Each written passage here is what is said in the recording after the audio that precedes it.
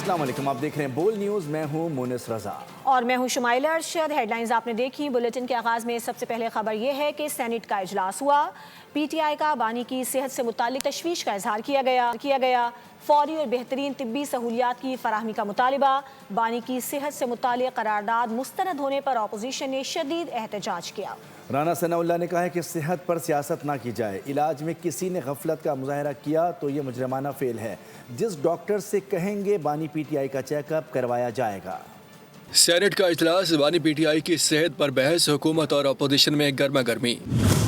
ऐवान बाला में बानी की सेहत से मुतालिक ओन अब्बास की करारदाद मुस्तरद कर दी गई। अपोजिशन का शदीद एहतजाज, चेयरमैन डाइस के सामने जमा होकर नारेबाजी की। अपोजिशन लीडर अलामा राजा नासिर अब्बास ने कहा, बीनाई अचानक ख़त्म नहीं हो सकती। बानी की सेहत के हवाले से लापरवाही की गई, मिस ट्रीटमेंट से नज़र मुतासिर हुई। राना सनाउल्लाह बोले, बानी पीटीआई की सेहत पर सियासत न की जाए। 4 माह की गफलत वाली कोई बात नहीं। आप सुप्रीम कोर्ट में पिटीशन दायर करें, अदालत जो हुक्म देगी इस पर अमल करेंगे। सेनेटर फैसल जावेद बोले, बानी पीटीआई किसी इजाफी सहूलत के तलबगार नहीं है। अक्टूबर 2025 से उनकी बीनाई मुसलसल कम होना तशवीशनाक है। सेनेटर परवेज रशीद ने कहा, जितना अच्छा बानी को जेल में रखा गया है, दुनिया की किसी जेल में नहीं रखा जाता।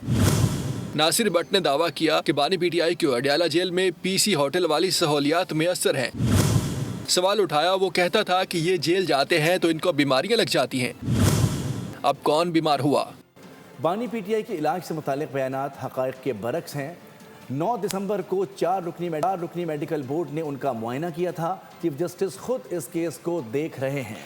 वफाकी वजीर पार्लिमानी उमूर तारिक फजल चौधरी की प्रेस कॉन्फ्रेंस। कहा, दिसंबर में साबिक वज़ीर आज़म की बहन ने भी उनसे मुलाकात की थी। मीडिया से बातचीत में उन्होंने ऐसा कुछ नहीं कहा।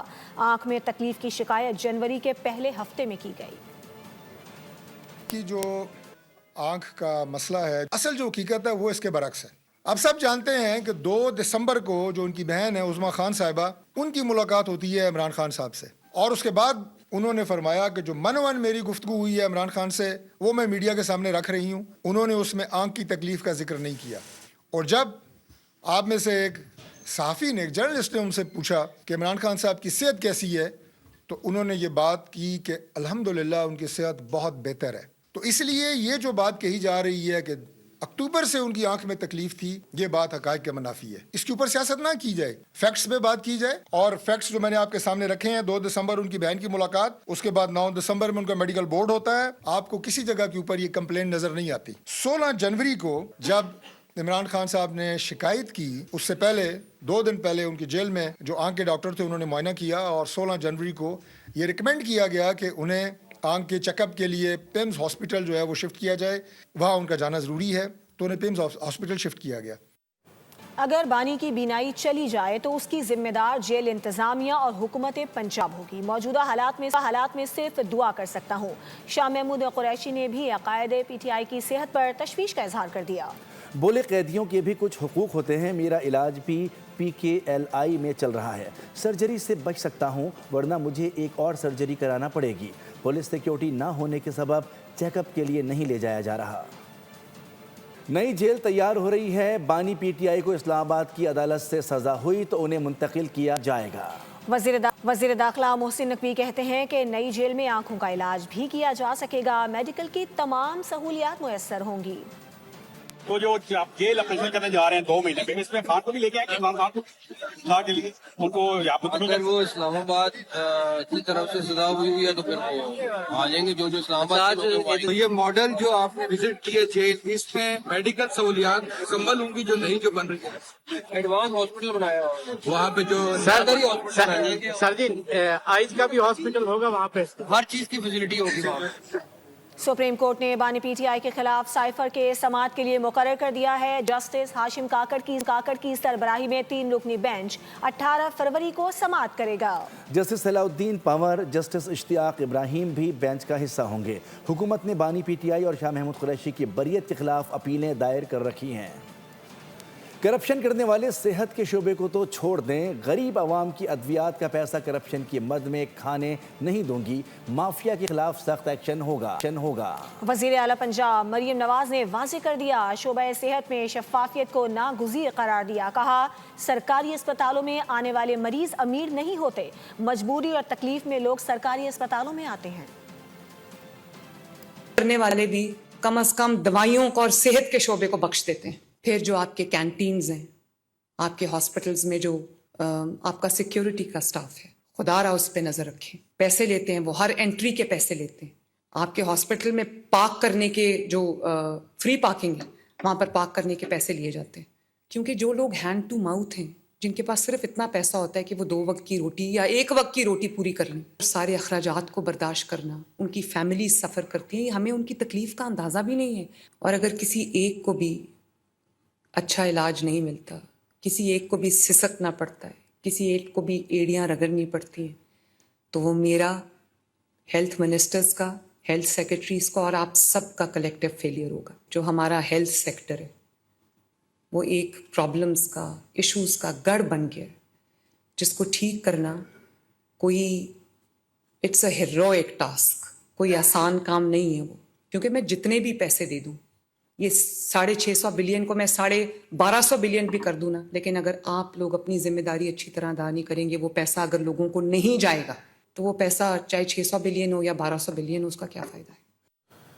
کراچی حیدرآباد موٹر وے پر کاٹھور کے مقام پر 5 گاڑیوں میں تصادم، بچوں خواتین سمیت 13 افراد جاں بحق، متعدد زخمی، کئی زخمیوں کی حالت تشویشناک قرار۔ وزیر اعظم، گورنر سندھ، وزیر اعلیٰ سندھ، صوبائی وزیر داخلہ کا نوٹس، انسانی جانوں کے ضیاع پر افسوس کا اظہار کیا، زخمیوں کو فوری طبی امداد فراہم کرنے کی ہدایت کر دی۔ کاٹھور کے قریب سپر ہائی وے پر آئل ٹینکر اور مسافر بس میں تصادم، 9 افراد جاں بحق، متعدد زخمی ہو گئے۔ حادثہ حیدرآباد سے کراچی جانے والے ٹریک پر پیش آیا۔ ہائی وے ریسکیو ٹیم اور ایمبولینسز جائے وقوع پر پہنچ گئی۔ ریسکیو آپریشن میں لاشوں اور زخمیوں کو قریبی اسپتال منتقل کر دیا گیا۔ آئی جی سندھ کی متعلقہ پولیس افسران کو فوری متحرک کرنے کی ہدایت، جائے حادثہ اور اطراف کے علاقے فوری طور پر محفوظ بنانے، ایمبولینسز اور ریسکیو ٹیموں کو بروقت رسائی کے لیے راستہ کھولنے کا حکم، ٹریفک کو متبادل راستوں پر منتقل کرنے کی۔ بنگلہ دیش کا اگلا حکمران کون ہوگا؟ عوام نے اپنا فیصلہ سنا دیا۔ خالدہ ضیاء کے بیٹے اور وزارت عظمیٰ کے امیدوار طارق رحمان نے 2/3 اکثریت حاصل کر لی۔ بی این پی نے 212 نشستیں جیت کر میدان مار لیا۔ جماعت اسلامی 77 نشستیں حاصل کر کے دوسرے نمبر پر رہی۔ نیشنل سٹیزن پارٹی 6 نشستوں پر کامیاب ہو سکی۔ عام انتخابات کی ٹرن آؤٹ 60% سے زائد رہا۔ تفصیلات اس رپورٹ میں۔ بنگلہ دیش کے تاریخ ساز انتخابات، بی این پی کی بھاری اکثریت سے کامیابی کے ساتھ تقریباً 2 دہائیوں بعد اقتدار میں واپسی کی راہ ہموار۔ سرکاری نتائج کے مطابق 299 نشستوں پر ہونے والے انتخابات میں بنگلہ دیش نیشنلسٹ پارٹی نے 212 نشستیں لے کر واضح برتری حاصل کر لی۔ سابق وزیر اعظم خالدہ ضیاء مرحومہ کے بیٹے طارق رحمان وزارت عظمیٰ سنبھالنے کو تیار۔ جماعت اسلامی کی قیادت میں 11 جماعتی اتحاد نے 77 نشستیں اپنے نام کیں۔ حسینہ واجد کی حکومت کا تختہ الٹنے میں اہم کردار ادا کرنے والی نیشنل سٹیزن پارٹی 6 نشستیں حاصل کر سکی۔ اسلامی اندولن بنگلہ دیش نے 1 نشست جیتی۔ آزاد امیدوار 7 نشستوں پر کامیاب رہے۔ 13ویں قومی پارلیمانی انتخابات اور آئینی ریفرنڈم میں ٹرن آؤٹ 60.26% رہا۔ الیکشن کمیشن کا کہنا ہے کہ دیگر 2 نشستوں کے نتائج کا اعلان بعد میں کیا جائے گا۔ جماعت اسلامی کے امیر شفیق الرحمان نے شکست تسلیم کرتے ہوئے مثبت اپوزیشن کا کردار ادا کرنے کا اعلان کر دیا۔ سیاسی مبصرین نے ان آزادانہ انتخابات کو برسوں کی سیاسی کشمکش کے بعد جمہوری انتقال اقتدار کے لیے اہم سنگ میل قرار دیا۔ وزیر اعظم شہباز شریف کا بنگلہ دیش نیشنلسٹ پارٹی کے چیئرمین طارق رحمان سے ٹیلی فونک رابطہ، عام انتخابات میں تاریخی کامیابی پر انہیں مبارکباد پیش کی۔ وزیر اعظم نے بنگلہ دیش کے عوام کو بھی کامیاب انتخابات پر مبارکباد دی۔ پاکستان اور بنگلہ دیش کے برادرانہ تعلقات کو مضبوط بنانے کے عزم کا اعادہ کیا۔ گفتگو کے دوران دونوں رہنماؤں نے بیگم خالدہ ضیاء کا ذکر کیا اور ان کی خدمات کو خراج تحسین پیش کیا۔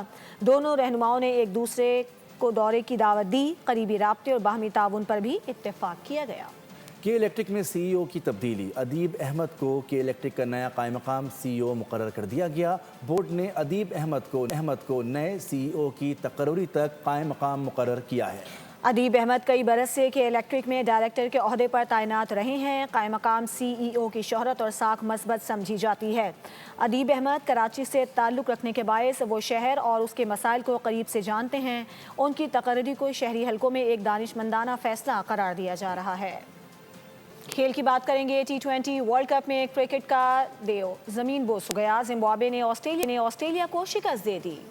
آپ کو بتائیں کہ افریقی ٹیم کے آگے کینگروز بے بس دکھائی دیے. 170 کے تعاقب میں آسٹریلوی ٹیم 146 رنز پر ڈھیر ہو گئی. T20 ورلڈ کپ میں پاکستان کرکٹ ٹیم 2 دن کے آرام کے بعد ان ایکشن. کولمبو کے پریماداسا کرکٹ اسٹیڈیم میں کھلاڑیوں نے بھرپور ٹریننگ سیشن کیا. اسی پر بات کریں گے اپنے نمائندے افضال عباسی سے. جی افضال. بالکل 15 فروری کے بڑے ٹاکرے کے لیے پاکستان کرکٹ ٹیم کا طویل ترین پریکٹس سیشن جو ہے وہ کولمبو کے پریماداسا کرکٹ اسٹیڈیم میں اس وقت جاری ہے. پاکستانی بلے بازوں کو، بولرز کو اور فیلڈرز کو جو ہے وہ بھرپور یہاں پر پریکٹس کروائی جا رہی ہے. اور پاکستان کرکٹ ٹیم کے ہیڈ کوچ مائک ہیسن خود اس پریکٹس سیشن کی نگرانی کر رہے ہیں. اور کیونکہ اتوار کو ایک بڑا میچ ہونے جا رہا ہے جس کے لیے بڑی تیاری کی جا رہی ہے اور 2 روز کے وقفے کے بعد یہاں پر گرین شرٹس آئی ہیں اور بھرپور ٹریننگ کر رہی ہیں. بابر اعظم نے نیٹس میں کافی زیادہ دیر تک بیٹنگ کرتے رہے. اس کے ساتھ ساتھ سلمان علی آغا کپتان ہیں، وہ بھی خود. خبروں میں فی الوقت اتنا ہی. مزید خبروں اور اپڈیٹس کے لیے وزٹ کیجیے ہماری ویب سائٹ bolnews.com. دیکھتے رہیے بول. سبسکرائب کریں اور بیل دبائیں تاکہ کوئی خبر رہ نہ جائے.